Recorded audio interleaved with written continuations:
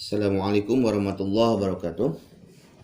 Apa kabar siswa-siswiku kelas 12 SMK Pembangunan yang banggakan? Semoga kalian semua selalu berada dalam lindungan Allah Subhanahu wa taala dan selalu dalam kondisi sehat walafiat.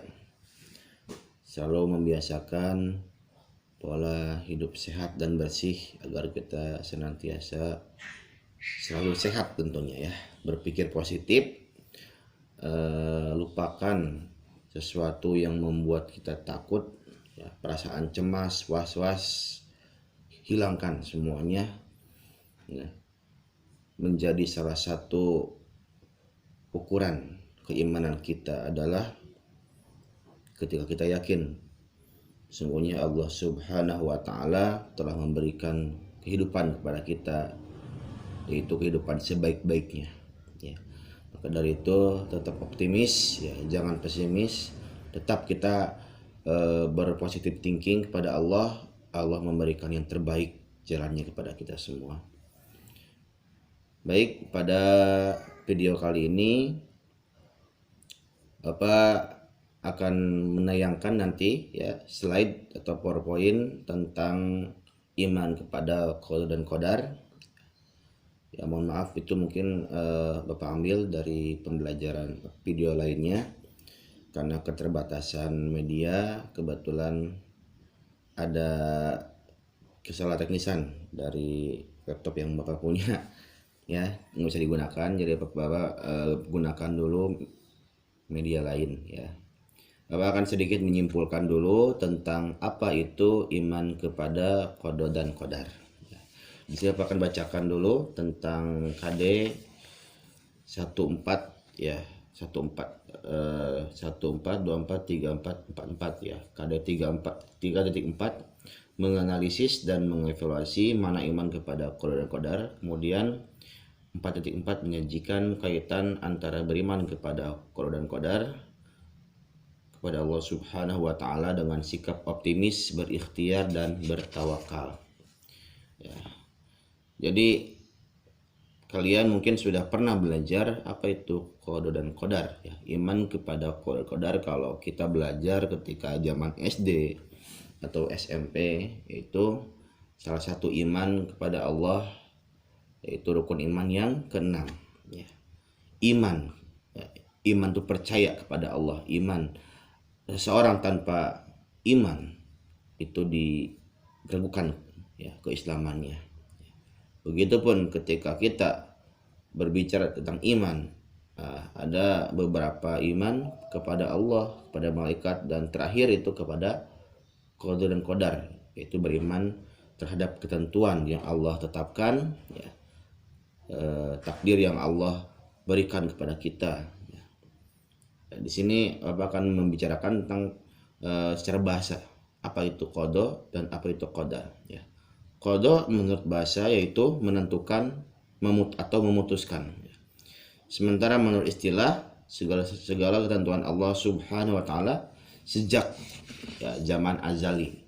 Apa itu azali? Yaitu ketika kita sebelum lahir ke dunia ya. Sebelum alam semesta ini diciptakan, itu namanya azali.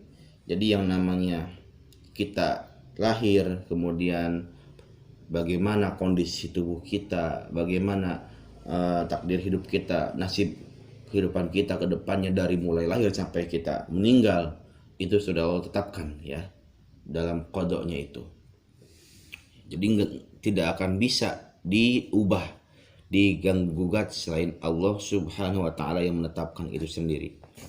Ya, kalau qadar itu menurut bahasa memberi qadar atau ketentuan, sementara menurut istilah ketetapan Allah Subhanahu wa taala terhadap seluruh makhluk yang ia ciptakan. Sesuai dengan firman Allah Subhanahu wa taala surah Al-Furqan ayat 2, A'udzubillahi minasyaitonirrajim. Bismillahirrahmanirrahim. Wa khalaqa kulla syai'in faqaddarahu taqdira. Yang artinya, dan dia menciptakan segala sesuatu lalu menetapkan dengan ukuran-ukuran yang tepat. Jadi Allah Subhanahu wa taala menciptakan apapun yang ia ciptakan itu selalu tepat sasaran, ya. Tidak ada yang sia-sia, tidak ada yang meleset, ya. Semua sesuai dengan hitungannya, dengan takarannya. Bagaimana Allah Subhanahu wa taala menciptakan langit, menciptakan bumi, menciptakan planet-planet, ya, matahari, bulan, gunung-gunung, ya. Sekarang bagaimana bumi ini, ya, yang kita huni, ya, salah satu alam di dunia yang Allah sudah tetapkan ukurannya. Bagaimana Allah menciptakan menciptakan gunung, menciptakan laut, ya, menciptakan yang namanya berbagai macam pepohonan, ya.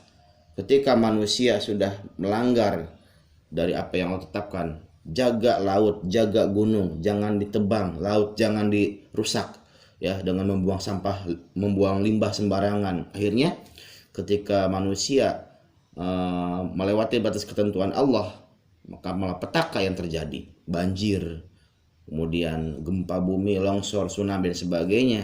Itu tidak lepas dari campur tangan manusia yang merusak, ya, yang merusak tatanan ciptaan Allah, ya. Jadi ketika kita sudah mencoba untuk keluar dari batas ketentuan Allah, qada dan qadar yang Allah tetapkan, ya, maka akan kembali ke kita imbasnya, ya. Memang Allah Subhanahu wa taala itu memiliki yang namanya qada, ya, menetapkan suatu ketetapan yang tidak bisa dirubah sedikit pun kecuali Allah yang merubahnya, ya. Kelahiran, kemudian kematian kita, takdir hidup kita seperti apa, jodoh kita, maut kita, ya. Tapi ada takdir yang memang tergantung terhadap pilihan manusia sendiri, ya. Itu tadi dibagi dua, ada takdir mubrom, ada takdir mu'allaq. Nah, kalau tadi yang takdir yang qada, ya, pengertian qada istilah, ya, yang namanya azali, itu takdir mubrom, ya. Kemudian ada takdir yang bisa dirubah, ya, takdir mu'allaq, atau sebenarnya nasib. Nah, nasib hidup kita bisa dirubah oleh kita sendiri. Innallaha la yughayyiru ma biqaumin hatta yughayyiru ma bi anfusihim.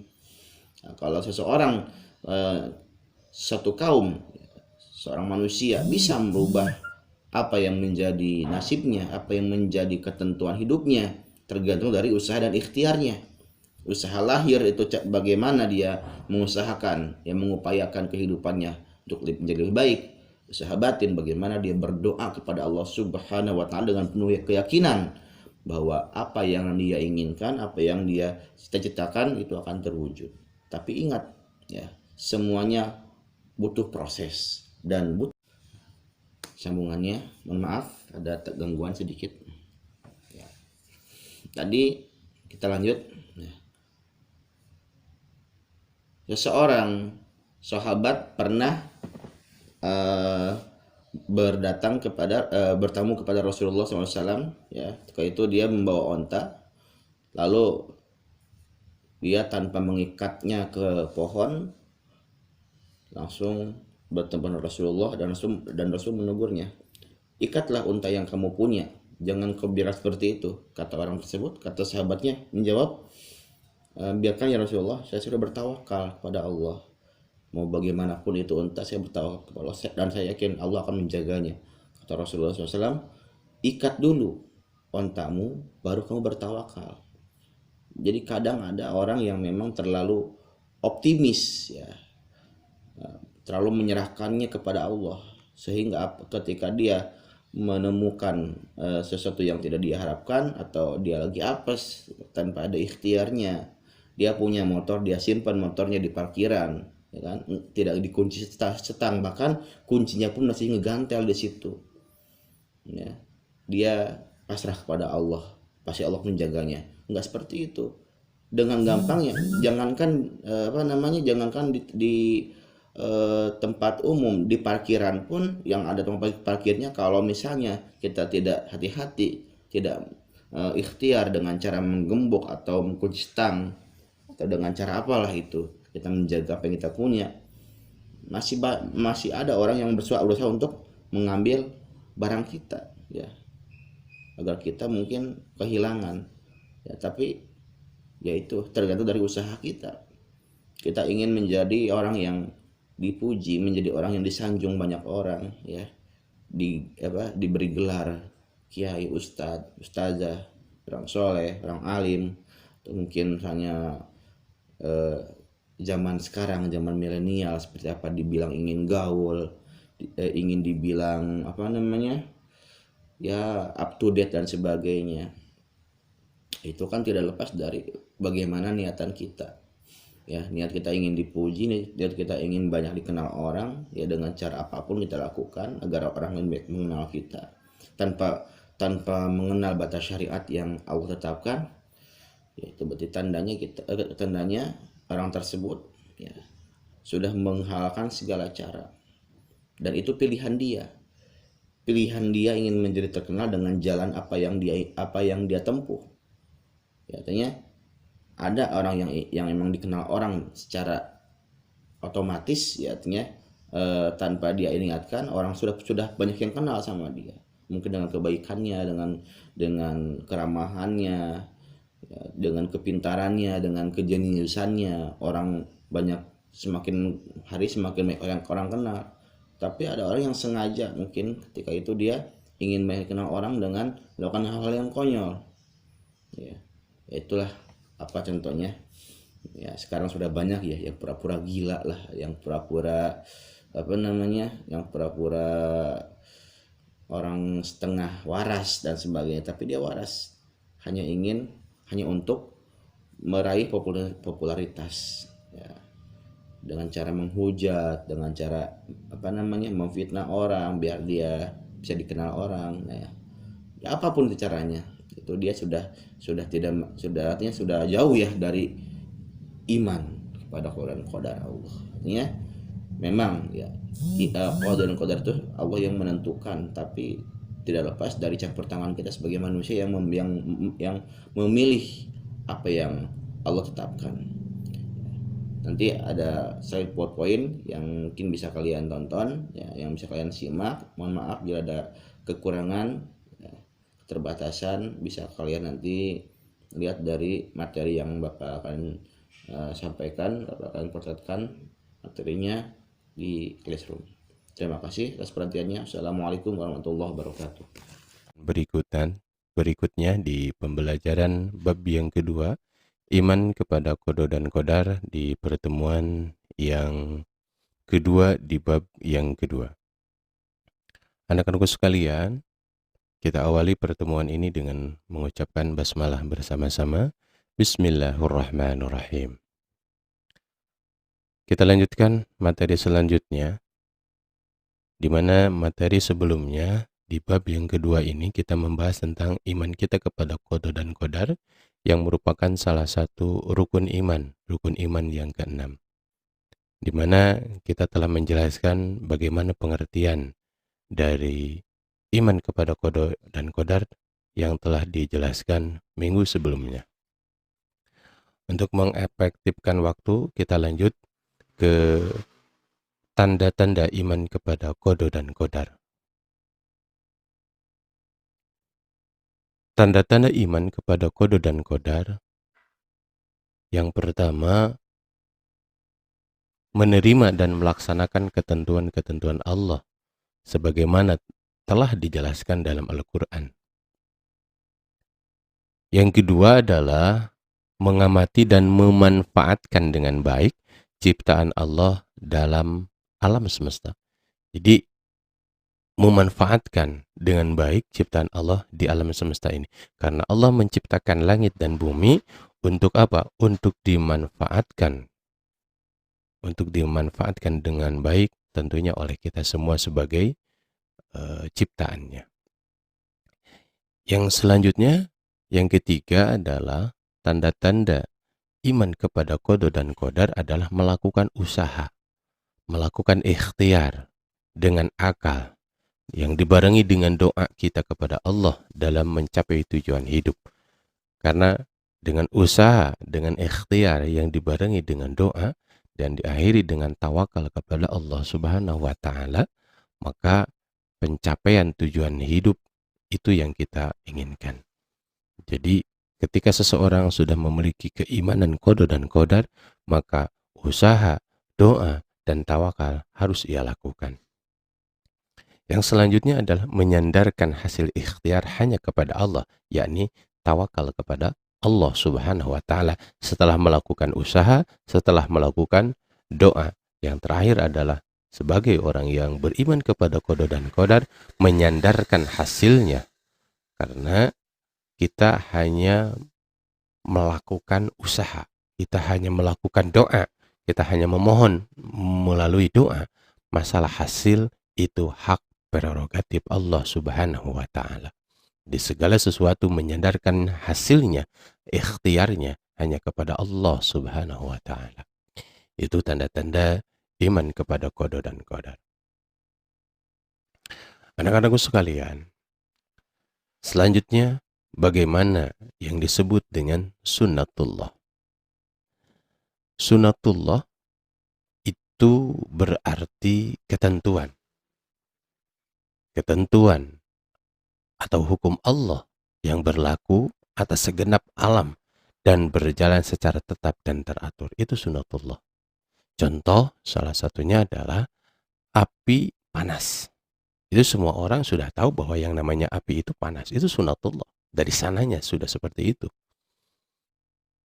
Kecuali ada pengecualian. Allah memberikan apa? Memberikan mukjizat kepada siapa? Kepada Nabi Ibrahim alaihissalam, bahwa ketika Nabi Ibrahim alaihissalam dibakar oleh siapa? Oleh Raja Namrud, maka Allah memerintahkan kepada api.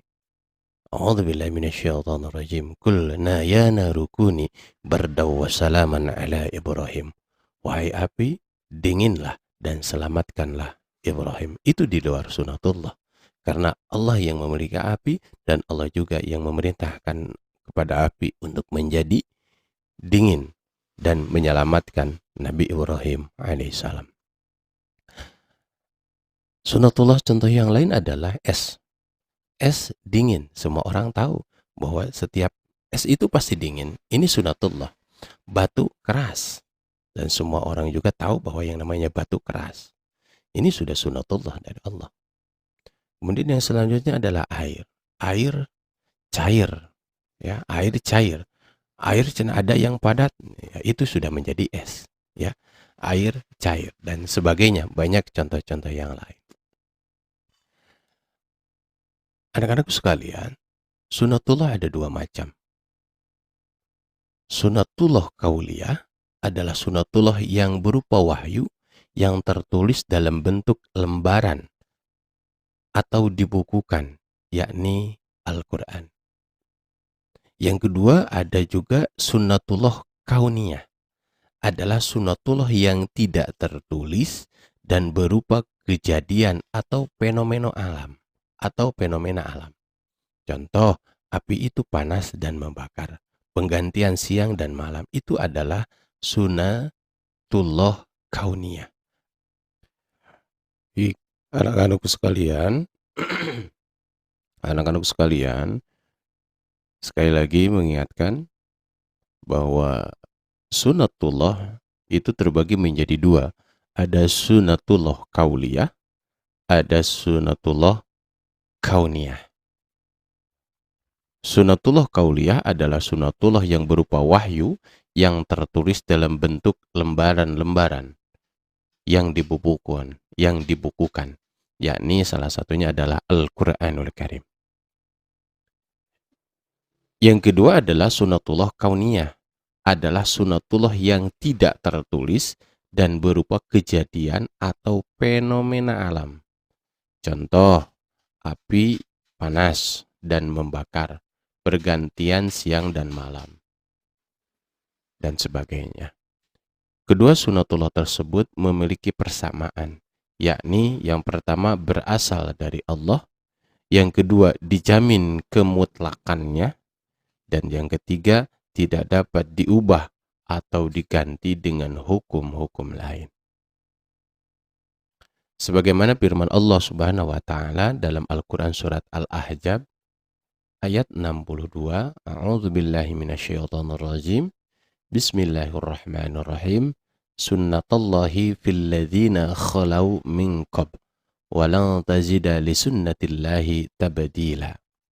Artinya, sebagai sunnatullah Allah yang berlaku atas orang-orang yang telah terdahulu sebelummu, dan kamu sekali-kali tidak akan mendapat perubahan pada sunnatullah.